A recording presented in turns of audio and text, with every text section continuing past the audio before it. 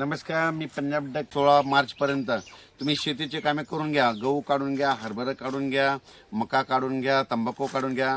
कारण की राज्यामध्ये 17 मार्च ते 25 मार्चच्या दरम्यान वातावरण खराब होणार आहे. काही काही ठिकाणी पाऊस पडणार आहे, कुठं रिमझिम पडणार आहे, काही भागात गारपीट होणार आहे, कुठं निरंक राहणार आहे, काही भागांना सोडून देणार आहे, कुठं नुसतं वारं सुटणार आहे. म्हणून हा अंदाज लक्षात यायचा.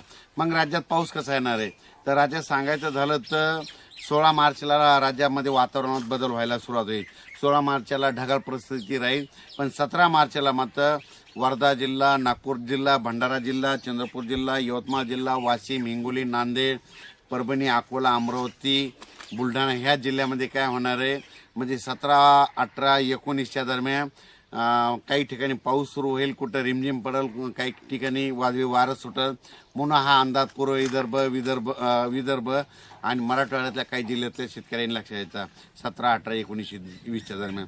त्याच्यानंतर ह्याच जिल्ह्यामध्ये 22, 23, 24च्या दरम्यान परत पावसाचं वातावरण तयार होणार आहे.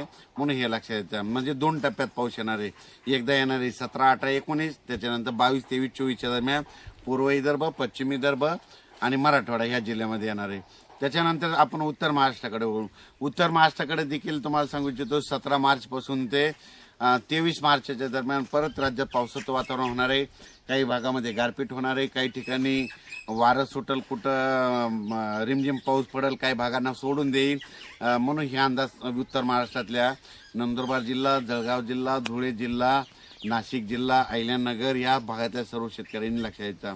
त्याच्यानंतर पश्चिम महाराष्ट्राकडे देखील पुणे जिल्हा, पुणे, सातारा, सांगली, सोलापूर, कोल्हापूर, अहिल्यानगर ह्या सर्व शेतकऱ्यांनी काय करायचं 17, 18, 19चा एक वातावरणात बदल होणार आहे. त्याच्यानंतर 22, 23, 24च्या दरम्यान एकदा वातावरणात बदल होणार आहे. म्हणजे 2 टप्प्यात तिकडे देखील पाऊस येणार आहे. म्हणून हा अंदाज पश्चिम महाराष्ट्रातल्या शेतकऱ्यांनी लक्षात घ्यायचा. त्याच्यानंतर धाराशिव जिल्हा, जालना जिल्हा,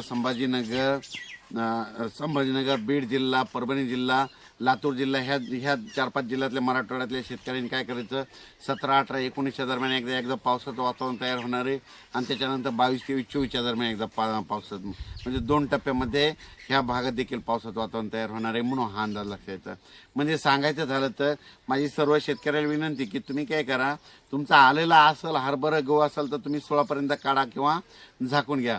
कारण की या पावसामध्ये काय होणार आहे, काही काही भागामध्ये गारपीट होणार आहे. मग गारपीट कुठं होऊ शकते की तुम्हाला सांगू इच्छितो, गारपीट सगळीकडे होत नाही, हे सगळ्यात महत्त्वाचं. मग गारपीट झाली तर कुठं होते, नदीच्या कडेला होते. नदीच्या कडेला इकडून 1 किलोमीटर इकडून 1 किलोमीटर त्या पट्ट्यामध्ये गारपीट होते. एखादा कॅनल असेल तर कॅनलच्या बाजूला दोन्ही साईडनं इकडल्या बाजूनं 1 किलोमीटर, इकडल्या बाजूनं 1 किलोमीटर होते. एखादा तळ असेल तर तळाच्या बाजूने 4ही बाजूने 1 किलोमीटरच्या अंतरानं होते. एखादा डोंगर असेल तर डोंगरावर गारपीट होते. जिथं हलकी जमीन आहे, दगडाची जमीन आहे, त्या ठिकाणी गारपीट होते. पण ब्लॅक जमिनीवर, काळ्या जमिनीवर गारपीट होणार नाही. म्हणून हे लक्षात घ्यायचं. मग ब्लॅक जमिनीवर जरी काळ्या जमिनीवर झाली तर फक्त बोरा एवढे होऊ शकते. म्हणून हा अंदाज सर्व शेतकऱ्यांनी लक्षात घ्यायचा. पण राज्यामध्ये मात्र 16 तारखेपासूनच वातावरणात बदल होणार आहे. तसं तर 15 तारखेला तर आभाळ यायला सुरुवात होईल. 16 मार्च ते 22-23 मार्चच्या दरम्यान आपण स्वतःची काळजी घ्यायची, आपल्या पाळीव प्राण्याची घ्यायची. म्हणून हा अंदाज सर्व शेतकऱ्यांनी लक्षात घ्यायचा. राज्यात हे पाऊस काही ठिकाणी पावसाळ्यासारखा पडणार आहे, काही भागात पडणार देखील नाही, काही ठिकाणी नुसतं वारं सुटणार आहे, काही भागात गारपीट देखील होणार आहे. म्हणून हा अंदाज सर्व राज्यातल्या सर्व म्हणजे प्रत्येक जिल्ह्यात सर्वदूर सगळीकडे पडणार नाही. तर तुम्हाला एक उदाहरण सांगतो. परभणी जिल्ह्यामध्ये 800 गाव आहेत, 848 गाव आहेत. तर 848 गावामध्ये नाही पडणार, 50% गावामध्ये पडेल आणि 50% गावामध्ये नुसतं वारं सुटतं. काही ठिकाणी गारपीट देखील होईल. अशी परिस्थिती होऊ शकते. मग तुम्हाला एक सांगू इच्छितो, हे पाऊस नेमका कुठं पडणार आहे आणि ते कशामुळे यायला.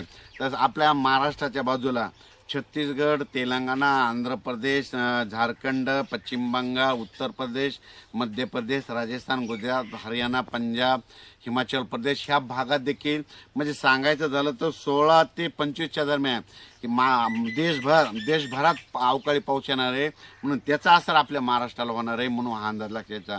आणि 2026च्या पावसाबद्दल सांगायचं झालं तर शेतकऱ्याला सांगू देतो 1972 सारखा दुष्काळ वगैरे काही पडणार नाही. उलट हे 2026 आपल्या शेतकऱ्यासाठी चांगलं वर्ष आहे.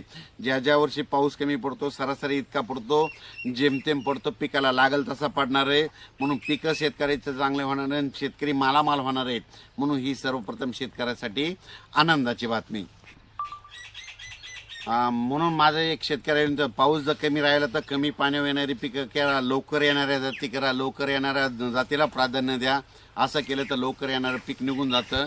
पण तुम्हाला एक सांगू इच्छितो, हे पावसाळा जरी सुरू झाला, परतीचा पाऊस मात्र काही काही जिल्ह्याला झोड पण जाणार आहे, म्हणून हा अंदाज देखील सर्व शेतकऱ्यांनी लक्षात घेता.